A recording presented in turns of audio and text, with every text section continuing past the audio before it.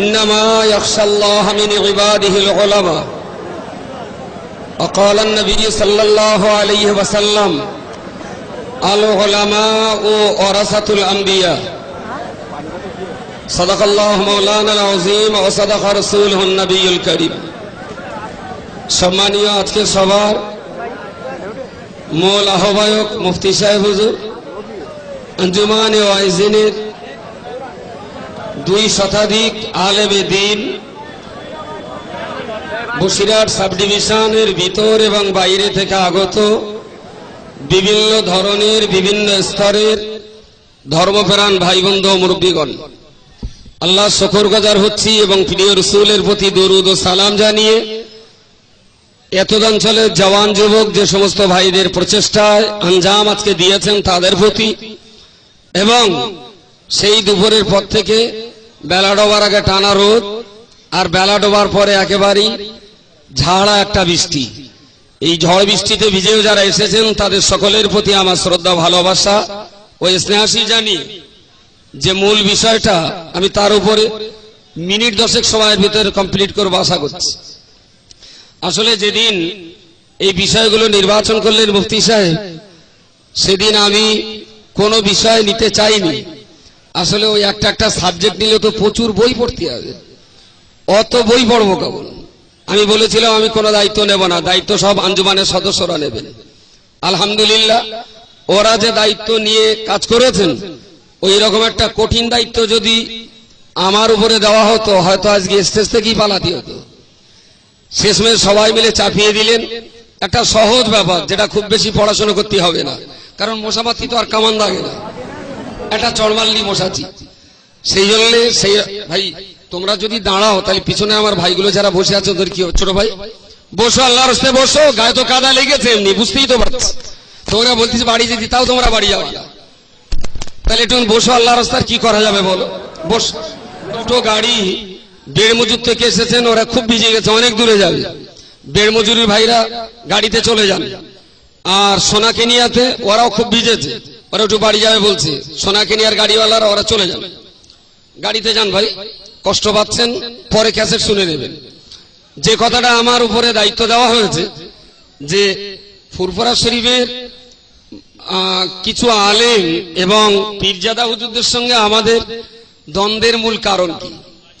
আসলে আমরা তাদের সঙ্গে দ্বন্দ্ব ফাসাদের আর্থিক কোনো সম্পর্ক নয়, কোনো জমি জায়গারও দ্বন্দ্ব নয়, দ্বন্দ্ব হলো একটা নীতির দ্বন্দ্ব। সেই নীতিটা কি এর আগে রজব আলী সাহেব বলেছেন, আর অনেকেই বলেছেন যে আল্লাহর বান্দাদের ভিতরে, ভাই কথা বললে হবে না, আল্লাহ পাকের বান্দাদের ভিতরে আলেম বান্দারাই সবচেয়ে বেশি আল্লাহকে ভয় করেন। প্রিয় রাসূল বলেছেন যে একজন আলেম হলেন নবীর ওয়ারিস, আল উলামা ও ওয়ারাসাতুল আম্বিয়া। তাহলে যে আলেম আল্লাহর বান্দাদের ভিতরে আল্লাহকে সবচেয়ে বেশি ভয় করেন এবং যিনি সত্যিকারের অর্থে নবীর ওয়ারিস, আপনারা আপনাদের জ্ঞান বিবেক বুদ্ধি মোতাবেক একটা ছোট্ট কথার জবাব দেবেন এক বাক্যে, বসিরহাটের আল্লামা হুজুর কাবলাকে নবীর ওয়ারিস বলা যায়? তিনি ইন্নামা ইয়াখশাল্লাহ মিন ইবাদিহিল উলামা, যাদের দিকে লক্ষ্য করে কোরআনের এই আয়াত যে আলেমরা বেশি পরিমাণে আল্লাহকে ভয় করেন। আমাদের মতো জালিমালের কথা বাদ দিয়ে দেন, আল্লামা রুহুল আমিন রহমাতুল্লাহ আলাইহিকে কোরআনে বর্ণিত ওই সংজ্ঞা অনুযায়ী যোগ্য আলেম বলে আপনারা কি মানতে পারেন? তাহলে বসিরহাট হুজুর পীর কাবলা যদি কোরআন হাদিসের বর্ণিত যোগ্য আলেম বলে যদি বিবেচিত হন, তাহলে সেই ধরনের একজন যোগ্য আলেমের ইন্তেকালের 60 বছর পরে যদি তাকে কোনো গালিগালাজ করা হয়, সেই গালিটা মেনে নেওয়া ভালো না প্রতিবাদ করা ভালো? এই বইটার নাম হলো মুজাদ্দিদের গৌরব, ফুরফুরার 5 পীরের সৌরভ। ইশতেহার অনেক সময় বিভিন্ন লোক বিভিন্ন রকম করে, কিন্তু এত বড় একটা বই। আচ্ছা, এখানে এমন কোন বান্দা কি আছেন যে এই বইটা ফুরফুরা শরীফ থেকে কিনেছেন? কজন একটু দাঁড়াবেন, একটুখানি কষ্ট দিচ্ছে আপনার, একটুখানি দাঁড়া।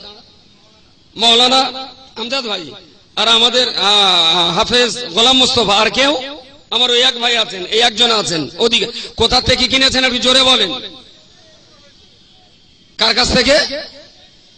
Very good.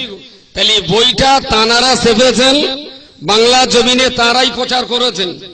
বইটার প্রথম প্রকাশ 15/2/2003, 2003 সালের ফেব্রুয়ারি মাসের 15 তারিখে যা তারিখ দেওয়া আছে, এই বইটাতে লেখা হয়েছে বেশ কিছু আপত্তিকর কথা। আপত্তিকর কথা আমি গুটি কতক পড়ে আপনাদেরকে শোনাচ্ছি। সেই আপত্তিকর কথার ভিতরে 24 নম্বর একটা প্রশ্ন হলো যে 24 পরগনা জেলার 1 নম্বর খলিফা কে ছিলেন? 24 পরগনা জেলার 1 নম্বর খলিফা কে ছিলেন? তার উত্তরে লিখছেন গোলাম সরওয়ার সাহেব। তাহলে বসিরহাট হুজুর 2 নম্বর মাল।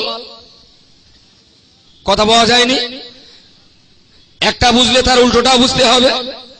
পরে আর একটা প্রশ্ন, 31 নম্বর খলিফা কে ছিলেন? 31 নম্বর খলিফা কে ছিলেন?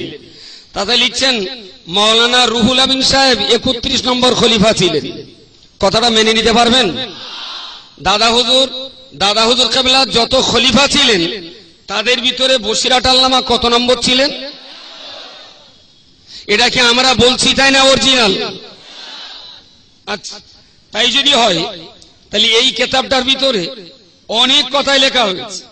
তার ভিতরে আমি আর একটা কথা আপনাদেরকে পড়ে শোনাচ্ছি।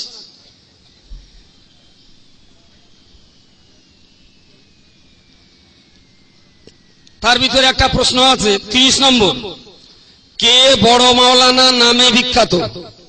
প্রশ্নটা দেখেন, কে বড় মাওলানা নামে বিখ্যাত? তার উত্তর গোলাম সালমানি আব্বাসী। তাহলে আল্লামা রুহুল আমিন সাহেব কোথায় গেলেন?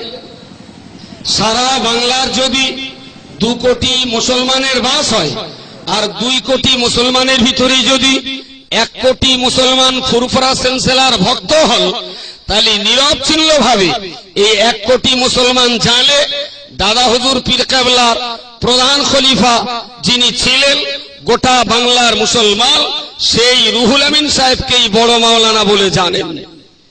এই বইটাতেই প্রচার করা হলো যে বড় মাওলানা নামে বিখ্যাত কে না গোলাম সালমান আব্বাসী। তাহলে বসিরহাট হুজুরের নাম আস্তে আস্তে কোথায় নিয়ে যাচ্ছে? গোলাম সালমানি আব্বাসীর নাম বড় মাওলানা বলে এর আগে আপনারা কেউ জানতেন? তাহলে এই বইটার ভিতরে সেই সমস্ত কথাই প্রচার করা হচ্ছে। আর একটা প্রশ্ন আমি পড়ে আপনাদেরকে শোনাচ্ছি। আসলে যে পৃষ্ঠাটাই তুলতে মনে হচ্ছে একটু পড়ি, সে আইগুলো ছেলের মতন, যে মেয়েটা দেখায় সেটা পছন্দ হয়। এই বিরাট যন্ত্রণা, অল্প কথা আমি বলি বা কি করে। এই কিতাবটার ভিতরে একটা মারাত্মক প্রশ্ন বলছি। 33 নম্বর পৃষ্ঠায় আল্লামা রুহুল আমিন সাহেব 31 নম্বর খলিফা, ইনি মুফতি ছিলেন কি? প্রশ্নটার ধরন দেখেন। আল্লামা রুহুল আমিন সাহেব রহমাতুল্লাহ আলাইহি 31 নম্বর খলিফা, ইনি মুফতি ছিলেন কি? তার উত্তরে শুধু একটা ছোট্ট করে দন্তন্বয়াকার, একটা ছোট্ট করে দন্তন্বয়াকার। আপনি বলুন, এখানে যে হাজার হাজার মানুষ আপনারা আছেন, একদিন আপনিও চলে যাবেন, আমিও চলে যাব, আপনিও মরে যাবেন, আমিও মরে যাব। এখন গ্রামের মসজিদের যিনি ইমাম সাহেব, এই ইমাম সাহেব তিনি 2 বিঘে জমি বন্ধক রেখেছেন। সাপোজ এখন এই 2 বিঘে জমি বন্ধক রাখা ইমামের পেছনে নামাজ হবে কি হবে না? তো এই মশলাটা নিয়ে গ্রামের মানুষ মুতাল্লির কাছে এক পক্ষ নালিশ করে বলল নামাজ হবে না ওর পিছনে, আর এক পক্ষ বলল না হেলা বটগাছ যা আছে তাই থাকবে। গ্রামের মুতাল্লি বলল এনার পিছনে যে নামাজ হবে তোমরা তার প্রমাণ দাও, আর এনার পেছনে নামাজ হবে না তোমরা তার প্রমাণ দাও। এখন জমি বন্ধক রাখার পরেও সেই ইমামের পিছনে নামাজ হবে বলে এ পাশের একটা লোক মৌলানা মওদুদির ফতোয়া এনে দিল, যে নামাজ হবে। সাপোজ দৃষ্টান্ত স্বরূপ বলছি, আর একজন মানুষ মৌলানা আশরাফ আলী থানভীর কিতাব দেখিয়ে বললেন নামাজ হবে, আর একজন মানুষ জামাত ইসলামীর একটা কিতাব দেখিয়ে বললেন নামাজ হবে, আর একজন মানুষ বেরেলিদের একটা কিতাব দেখিয়ে বললেন নামাজ হবে। একদিকে 10টা কিতাব বলছে যে জমি বন্ধক রাখলেও তার পিছনে নামাজ হবে, আর আপনার ছেলেটা বসিরহাট হুজুরের ফতোয়া আমিনিয়া কিতাবটা নিয়ে যে মোতাল্লিকে দিয়ে বলবেন, এই দেখুন বসিরহাট হুজুরের কিতাবে লেখা আছে যে কেউ যদি জমি বন্ধক রাখে তার পিছনে নামাজ হবে না। বাংলার মানুষের ঈমান আকীদা আর ফতোয়ার প্রতি আত্মবিশ্বাস রেখে বলুন যে ওর পিছনে নামাজ হওয়ার না হওয়া। একদিকে রয়েছে 10টা কিতাব, আর একদিকে আছে শুধু রুহুল আমিনের কিতাব। বাংলার মুসলমান কার কিতাবের দাম দেবে? বসিরহাট হুজুরের। তাই যদি হয় তাহলে আপনার বেটা যেই বসিরহাট হুজুরের কিতাব দেখিয়ে বলবেন যে এই ইমামের পিছনে নামাজ জায়েজ হবে না, হুজুর আল্লামা ফতোয়া আমিনিয়াতে লিখেছে, আমার বেটা তখন পাকা চিটিংবাজ। ও আস্তে আস্তে এই কিতাবটা নিয়ে বলবে, আচ্ছা তোমরা তো বলছো রুহুল আমিনের কিতাবের ফতোয়া, এর পিছনে নামাজ হবে না, কিন্তু রুহুল আমিন যে সিলসিলার লোক, রুহুল আমিন যার কাছে মুরিদ হয়েছিলেন, তার নাতি তিনি এই বইটা লিখে বললেও যে রুহুল আমিন সাহেব মুফতি না। তাহলে যে লোকটা মুফতি না তার ফতোয়া নিতে হবে কেন? মারপেসটা কি মাথায় গেছে? তাহলে একটা দন্তান্ন আকারের দ্বারায় এক দন্তান্ন আকার দিয়ে আল্লামা রুহুল আমিনের রক্ত পানি করো 15,000 পৃষ্ঠার ফতোয়ার কিতাবগুলোকে জলাঞ্জলি দেওয়ার চক্রান্ত যারা করেছে, আপনারা আমাদের তাদের সঙ্গে মিলে জুলে চলতে বলছেন? এদের সঙ্গে মেলার কোন জায়গা আছে? আজকে দাদা হুজুর আর বসিরহাট হুজুরের ভক্ত সেজে যারাই লিখলো রুহুল আমিন সাহেব মুফতি না, আজকে আমাদের এদেশের কিছু আলেম, কিছু ফ্যান আর কিছু খাদ্য খোরাকের নেশায় পড়ে তাদের সঙ্গে মিটে গেল, আমরা মিটতে পারিনি। আমাদের নাম এটাটা কি অন্যায় হয়েছে? বড় দুঃখ আর বেদনার সঙ্গে বলছি, একটু দেখালি আপনাদের দম লেগে যাবে। বসিরহাট হুজুরের বিরুদ্ধে এতগুলো ইশতেহার গুলো দেখছেন, এতগুলো ইশতেহার। এই ইশতেহার গুলোর ভিতরে বসিরহাট আল্লামা সম্পর্কে অনেক অনেক অনেক কথা গালিগালাজ করা আছে। যদি মনে হয় যে ইশতেহার গুলো ওনারা ছাড়েননি, ভাই আমার কাছে যে সমস্ত ইশতেহার রেখে দিয়েছি, এইরকম ইশতেহার আল্লামা রুহুল আমিন সাহেবের বিরুদ্ধে কোন ইশতেহার আপনাদের কাছে এসেছে কি? কোথা থেকে পেয়েছেন? জোরে বলো। Very good. তাই যদি হয় তাহলে এতগুলো ইশতেহার রুহুল আমিন সাহেবের বিরুদ্ধে লেখা হলো, আমরা এইরকম ইশতেহারের পাল্টা ইশতেহার লিখিনি। তবে যতটুকু পেরেছি বঙ্গনুর পত্রিকায় তার জবাব দেওয়ার চেষ্টা করেছি, যতটুকু পেরেছি। যদি মনে হয় যে ইশতেহার গুলো আমরা করিনি, খুব ভালো কথা, তাহলে ইশতেহারের হেডলাইন গুলো উল্লেখ করে বাংলার জনগণকে জানিয়ে দিলে হয় যে এই বইটা আর ইশতেহার গুলো আমরা ছাপিনি ভাই। সুতরাং তাই যদি হয় সেই ইশতেহারটা গোটা বাংলাময় ছড়িয়ে দেব যে না রুহুল আমিন সাহেব মুফতি ছিলেন, ও বইটা যেটা বেরিয়েছে ও বইটা ওনাদের না। আমার কথা বোঝা যায়নি? আপনি বলুন। আমি আজও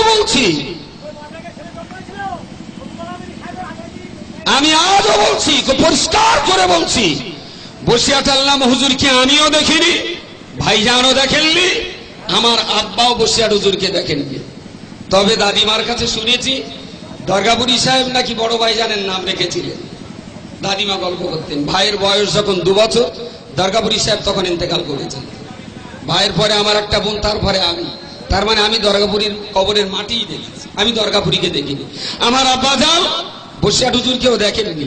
কিন্তু আমি ছোট্ট বয়স থেকে দেখলাম, আমাদের একটা ছোট্ট আলমারি ছিল, ছোট্ট একটা আলমারি ছিল, সম্ভবত 38 টাকা না কত দিয়ে আব্বা কিনেছিলেন আলমারিটা। ওই আলমারির নিচের থেকে ওপর পর্যন্ত সব থাকে সাজানো থাকে শুধু বসিরহাট হুজুরের কিতাব।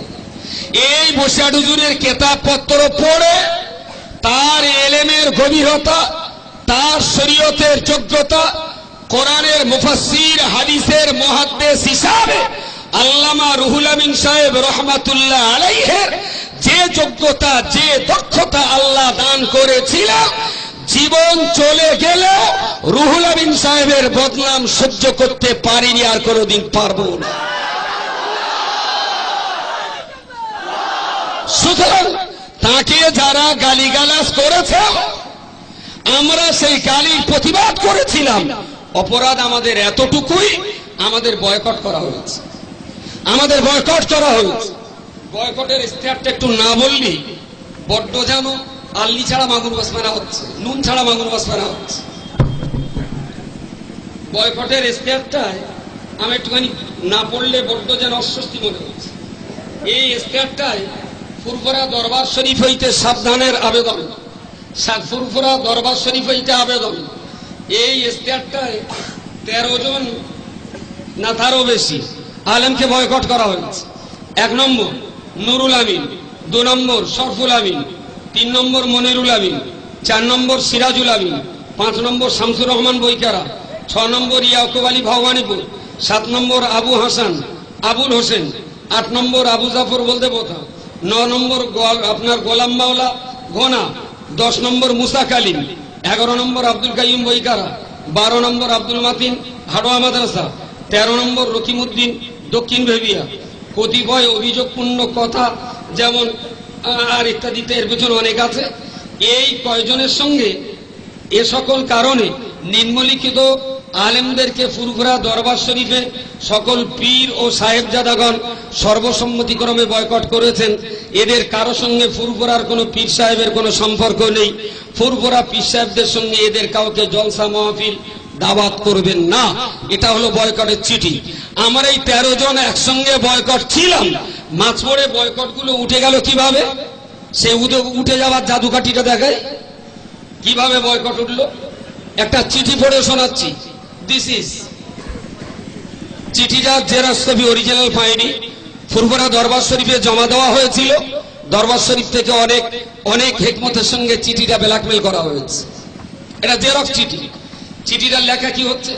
শ্রদ্ধেয় পীর সাহেব হুজুর কেবলা সালামবাদ আরজ দীর্ঘ 2 বছর যাবৎ কতিপয় আলেম হিংসুক সিলসিলায় ফুরফুরা শরীফের প্রতিষ্ঠাতা মুজাদ্দেদ জামান দাদা হুজুর পীর কেবলা রহমাতুল্লাহ আলাইহি এবং তার যোগ্য 5 আওলাদ হুজুর কেবলা রহমাতুল্লাহ আলাইহি এবং তার অন্যতম প্রধান খলিফা আল্লামা রুহুল আমিন রহমাতুল্লাহ আলাইহি সম্পর্কে সত্য মিথ্যার আশ্রয় লইয়া উহার চরিত্র কলঙ্কিত করার মানুষে ইশতেহার পুস্তিকা প্রচার দ্বারা ও বক্তব্যের মাধ্যমে সিলসিলায় ফুরফুরা শরীফের অনুসারী অনুগামীদের মধ্যে বিদ্বেষ ও বিতর্কে ঝড় তোলা হয়েছে।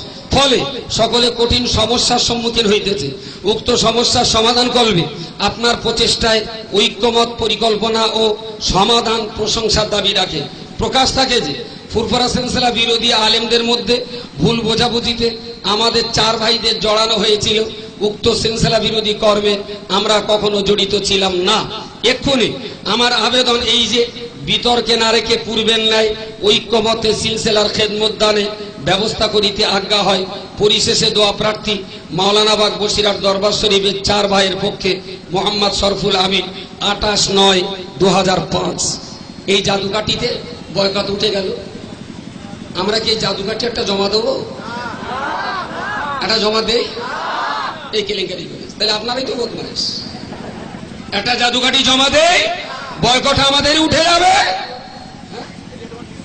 বয়কট আমরা কাউকে করি, তারা আমাদেরকে বয়কট করেছে।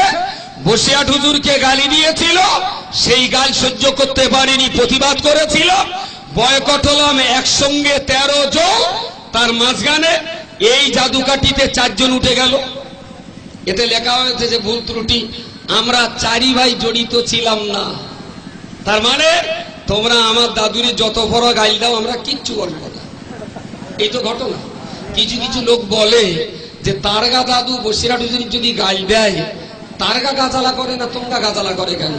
আসলে এর হুঁশ বুদ্ধি কম। তাই নবীর গাইল দিলি, নবীর রক্তের সম্পর্কের প্রতিবেশী হলেও আবু জেহেলের গা জ্বালা করুনি, বংশের বাইরে আবু বকরের গাটা বেশি জ্বালা করেছিল।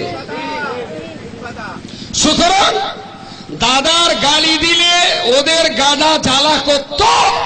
দাদার যোগ্যতা কতটা ছিল যদি তারা জানতে পারত, দাদার যোগ্যতা কতটা এটা তারা জানতে পারেনি বলেই দাদুর গালিগালাজ তারা মেনে নিলেও যাদের এলেম আছে তারা কখনো মানতে পারেনি। যাদের এলেম থাকার পরেও টাকার লোভ ছিল তারাই চুপি সারে এসে মেনে নিয়েছে, আমরা কখনো গালি মানতে পারিনি।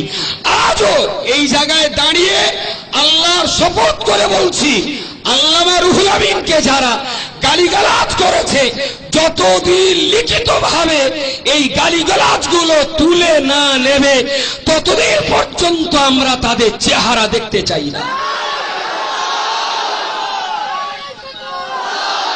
আপনারা কি আমাদের সঙ্গে একমত আছে? বসিরহাট হুজুরের গালিগালাজ সহ্য করবেন? তাই যদিও হয় দ্বন্দ্ব ফাসাদের কোনো জায়গা নেই, একটাই মাত্র দ্বন্দ্বের জায়গা, বসিরহাট হুজুরকে গালি দেওয়া হয়েছে। যদি বলেন আমরা দেইনি, ওয়েলকাম জানাচ্ছি, আসুন বসিরহাট রবীন্দ্র ভবনে, বারাসাত রবীন্দ্র ভবনে, কলকাতা মেট্রো চ্যানেলের একটা ঘর ভাড়া করে আমরা দুই পক্ষ বসি, আলোচনা হোক, আসুন। বসাটা বই কারাতেও হবে না, ফুল করাতেও হবে না, মিডিল জায়গায় আসা হোক, কেতাবপত্র নিয়ে বসা হোক। এখানে আমি গতদিন আঞ্জুমানের মিটিংয়ে বলেছিলাম যে এই 2 শতাধিক আলেম এরা চোখ বন্ধ করে মুফতি আব্দুল কাইয়ুম সাহেবের কোরআন হাদিসের গবেষণালব্ধ সিদ্ধান্ত এরা কি মানতে পারবে? ওরা সেদিন 200 আলেম এক বাক্যে বলেছে যে কোরআন হাদিস অনুযায়ী মুফতি সাহেব যে সিদ্ধান্ত নেবেন আমরা অকপটে সেই সিদ্ধান্ত মেনে নেব। 200 আলেম বলেছে মেনে নেব। আমরাও একেবারেই 50 টাকা নয় 1000 টাকার স্ট্যাম্পের উপরে লিখিত দিচ্ছি যে মাগরিবি বাঙ্গাল আঞ্জুমানে ওয়াইসিলের 203 জন আলেম আমরা লিখে দেব যে আমাদের পক্ষ থেকে শরীয়ী ইমাম হিসাবে মুফতি আব্দুল কাইয়ুম সাহেবকে আমরা নির্বাচন করে দিলাম। তিনি যে ফয়সালা আমাদের দেবেন আমরা 203 জন আলেম তার সিদ্ধান্তকে আমরা মেনে নেব। আমি উদাত্ত কণ্ঠে আহ্বান করছি, ভাই হিসাবে, বন্ধু হিসাবে, মুসলমান হিসাবে, সিলসিলার খাদেম হিসাবে, দাদা পীরের আওলাদ হিসাবে তাদেরকে আমরা উদাত্ত কণ্ঠে আহ্বান করছি, চলে আসুন ফুরফুরা শরীফের ভিতর থেকে সমস্ত ভাই ভাইপো আপনারা যারা আছেন আপনারা সবাই মিলে একটা লিডার ইমাম ঠিক করে দেন। আপনাদের ইমাম আর আমাদের ইমাম, 2 ইমাম এক ঘরে বসবে, 10 মিনিটের ভিতরে সমস্যার সমাধান হয়ে যাবে। আমার প্রস্তাবটা কি খারাপ আছে? এতটা মানুষকে সাক্ষ্য রেখে হাজার হাজার মোবাইলে রেকর্ড হচ্ছে, এই রেকর্ড গোটা বাংলায় ছড়িয়ে দিন যে বসিরহাট হুজুরের অপমান আমরা মেনে নেইনি আর কোনোদিন মেনে নিতে পারবো না। তাতে করে যদি মনে করেন সিলসিলার ক্ষতি হচ্ছে, আলহামদুলিল্লাহ ছেলের আচরণে বাপ সন্তুষ্ট না বলে বাপ ব্যালক করে দিয়েছে, ছেলে ছেলের মতন খাচ্ছে, বাপ বাপের মতন খাচ্ছে। এখন বাপ যদি মনে করে সংসারে বড় অভাব অনটন, তাহলে একবার ডাকলি ছেলে আবার চলে যাবে, কি বলি পাওয়া যায়নি, ডাকলি ছেলে আবার চলে যাবে। কারণ আমরা তো বাপ বয়কট করিনি, বাপ ছেলে বয়কট করেছে। সুতরাং এর পরেও আপনাদেরকে বলবো যে আমাদের ইমাম আমরা ঠিক করে দিলাম ফুরফুরা শরীফের হুজুর কেবলাগণ, আলহামদুলিল্লাহ তারা সবাই জাহেল নন, সবাই মূর্খ নন, তাদের ভিতরে যথেষ্ট ভালো আলেম আছেন, তাদের ভিতরে কোরআন হাদিসের কাণ্ডজ্ঞানওয়ালা আলেম যারা আছে আমরা আমাদের অন্তর দিয়ে তাদের প্রতি শ্রদ্ধা জানাই, অন্তর দিয়ে তাদের প্রতি উদাত্ত আহ্বান করছি। অযথা এই ফিতনায় না জড়িয়ে আপনারা লিখিতভাবে একটা ইমাম ঠিক করে দিন আর আমাদের ইমাম আমরা ঠিক করে দেই, তাহলে 2 ইমামে একসঙ্গে বসলে ঝামেলা চুকে যাবে। ভাই আমার প্রস্তাবটা কি খারাপ? সমস্ত জায়গায় এই বার্তাটা আজকে ছড়িয়ে দিন। দ্বন্দ্ব ফাসাদ জমি নিয়ে না, জায়গা নিয়ে না, অন্য কোন কেস কাপটা মামলা মোকদ্দমা নিয়ে নয়, আল্লামা রুহুল আমিনের ইজ্জতের মামলা আমরা মেনে নিতে পারিনি আর কোনোদিনের জন্য মেনে নিতে পারবো না। তাতে যদি সারা জীবন এরা তো আমাদের বয়কট করেছে আর আপনারাও যদি কোনোদিন আমাদের বয়কট করে দেন, জানেন এত তাবড় তাবড় বক্তাদের বয়কটকে তাই থোড়াই কেয়ার করেছি, আর আপনাদের বয়কটকেও আমরা থোড়াই কেয়ার করি। যতদিন বাঁচবো রুহুল আমিনের কেতাব দাদা পীরের দামান ধরিয়ে বাঁচবো, মৃত্যুর পরেও রক্তের ফোঁটার ভিতর দিয়ে আওয়াজ বেরোবে সিলসিলায়ে মুজাদ্দিদে জামান জিন্দাবাদ।